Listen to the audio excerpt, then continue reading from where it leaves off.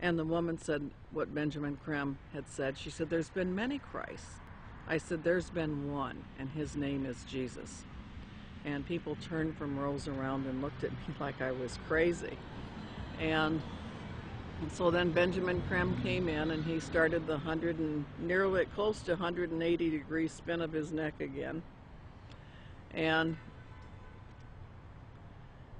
the crowd's hypnotic trance appeared to deepen, and he started out from the point of light within the mind of God, may light spring forth ever. And I went nice and clear, and I'll tell you, the acoustics in that building are wonderful. I said, Our Father, who art in heaven, hallowed be thy name. Thy kingdom come, thy will be done.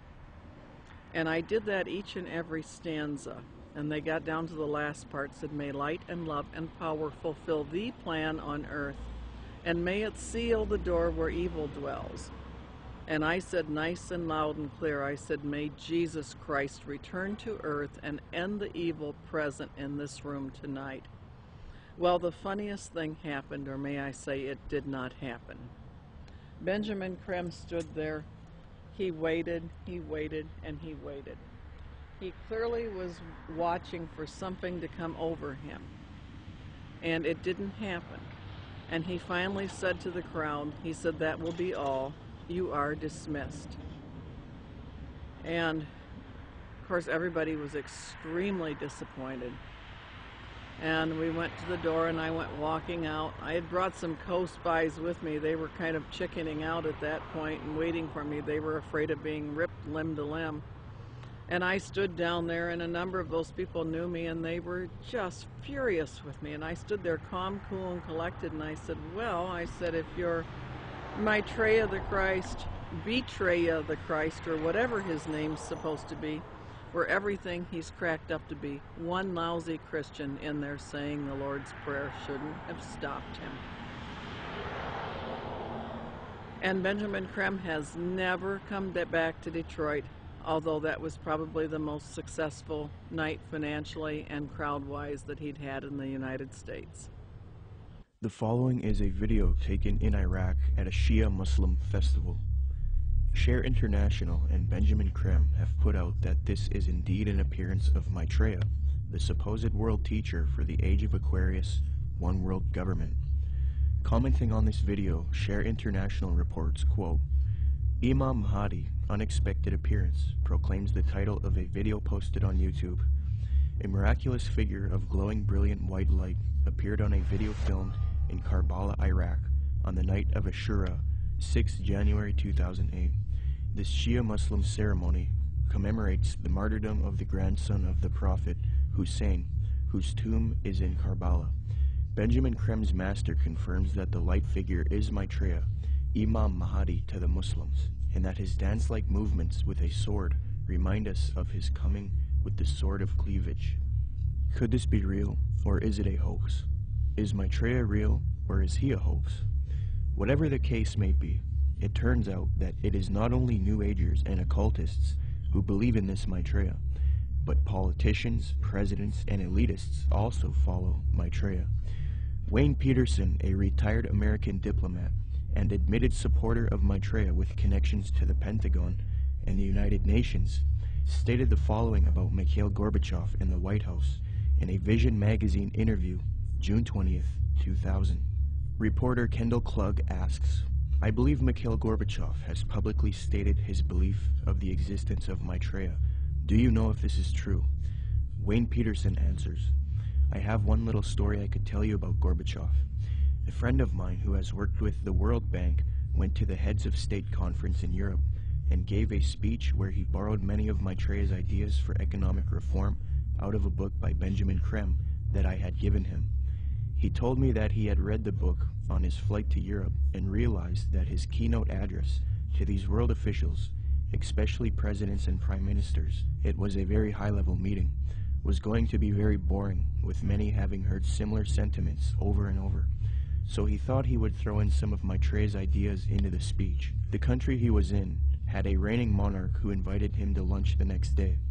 When he showed up for lunch, there were 16 to 20 people there, including Mr. Gorbachev.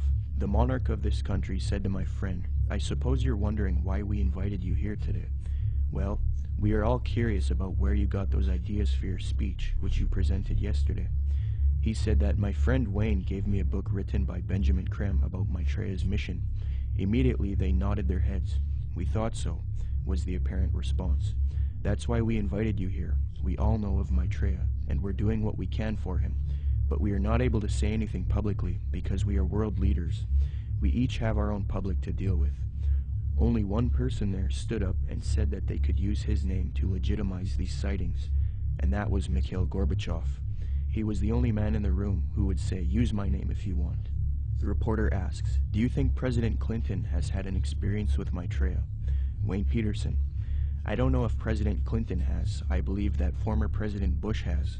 We used to have transmission meditation groups that Maitreya had asked us to do around Washington, D.C. People who were interested in Maitreya and the reappearance story would get together once a week in Georgetown, in the home of President Bush's main counselor at the White House. President Bush came over to this house for dinner one night, and the hostess was in the dining room as President Bush asked her, 'What do you think? I'm running against Clinton in this election. Am I going to win?' She said, 'No, Mr. President, you are not. Maitreya has already said that you are going to lose to Clinton.' Bush never challenged her, but merely said, 'Yeah.' He didn't ask who Maitreya was. He was very quiet, and then said, 'I think I've got to go now.' Benjamin Creme has said many times that he had heard from one of Maitreya's associates that Maitreya had appeared to Bush and that they had a discussion in the White House. So that incident with my meditation group seemed to confirm that Bush did in fact know of Maitreya. I do know people in the White House have been visited by Maitreya many times, and the people I'm talking I've seen on the front page of the Washington Post, standing next to the president. In a December 19, 2008 London Telegraph article, Major Media Organization, Mick Brown praises Maitreya and Benjamin Creme, stating, quote, "This week has come encouraging news for anyone with an interest in signs and wonders, or desperate for a chink of light in the prevailing gloom, which probably means most of us. A savior is at hand."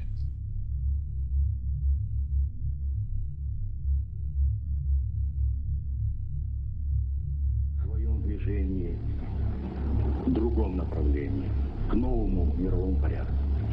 I think even that does not describe why the world has changed so much and why the world has turned so much toward a new world order and a new kind of civilization.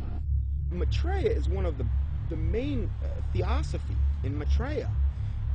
The whole UN movement, the whole Lucis Trust movement, world goodwill, they're going out of the way to try to discredit it and say, well, you know, Jesus, all he really was a disciple of Maitreya. He's still a disciple of Maitreya. Maitreya is over him, and Jesus, they believe what happened is Jesus heralded in the age of Pisces. Now what we're going to be doing is now we need to herald in the age of Aquarius. This is where the New World Order comes in, and this is what Maitreya is going to bring. So we're going to de-emphasize Jesus, and we're going to move over to Maitreya. Jesus is just a disciple of Maitreya anyway, according to them.